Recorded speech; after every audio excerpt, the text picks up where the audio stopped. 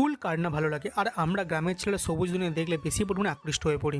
তারিখটা ছিল 19 জানুয়ারি, রবিবার। মাও কিছু কাকিমাদের সাথে নিয়ে ফাইনালে বেরিয়ে পড়ি।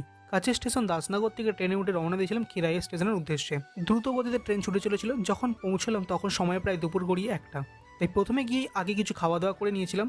তারপর দেখি এখানেও একটা মাখামাখি কাকু আছে। আপনি চাষ করেছেন নাকি?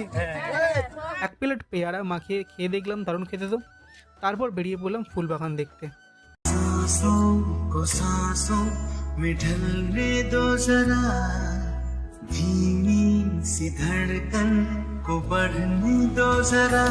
জানিস মনটা আমার নেই, শুধু তোর কথা বলে। দেখো, সত্যিকারে যদি বলতেই হয় তাহলে বলবো এখানকার তত্ত্বাবধায়কদের রাস্তাঘাট দ্রুত ঠিক করতে হবে, ভালো একটা ওয়াশরুম ব্যবস্থা করতে হবে, যাতে আমাদের মতো ভ্রমণকারীরা স্বাচ্ছন্দ্যের সাথে ঘুরতে পারি। ওভারঅল ভালোই লেগেছে, আপনারাও পারলে ঘুরে আসতে পারেন।